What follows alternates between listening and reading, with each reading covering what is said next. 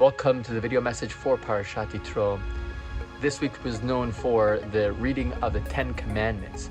And the opening verse of the Ten Commandments is, Vaydaber Hashem et kol advarim ha'ele lemor. And Hashem spoke these words, lemor, in order to say. Now, usually in the Torah, when it says lemor, it's when Hashem is speaking to Moshe, lemor. Speaking to Moses, in order to tell Am Yisrael a certain mitzvah that now they have to keep. So Moses is going to tell them, lemor.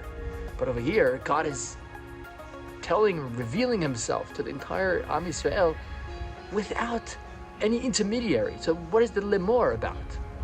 So our sages answer that in fact this is part of the commandment, is lemor. Make sure, Am Yisrael, that you continue to promulgate this message onward to your children. Make sure it doesn't stay with you, that the values of the Torah, the Ten Commandments, all the mitzvot are kept alive by you for the next generation, lemor. You should say it onwards also. They say, this week was Tu B'Shvat. And Tu B'Shvat, we celebrate the fruits on the tree. And every fruit inside of it contains the seeds for the next generation, so that not only we get to enjoy the sweetness of the fruit, but also for future generations as well.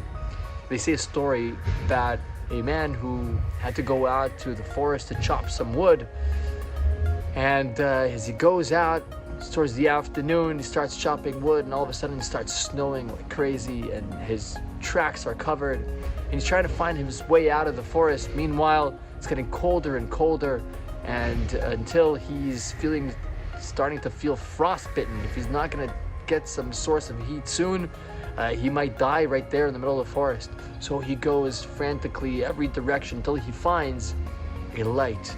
And he goes towards the light, and he finds this home that they made for people who are chopping wood for this purpose exactly. And he goes inside, and it's nice and it's warm. There's wood by the fire, and he stays there for a little bit to defrost and to drink some water.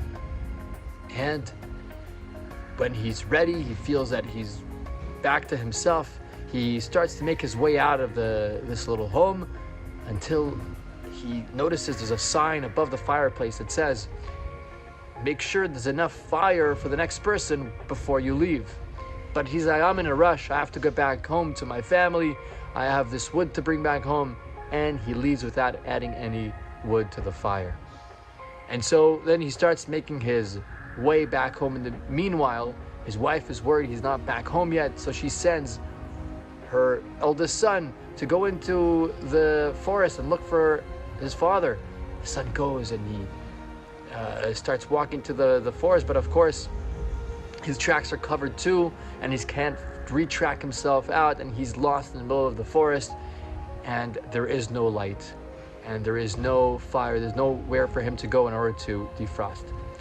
This is a message for us also. Let's not keep the Torah just with us, or with the messages and the values for us.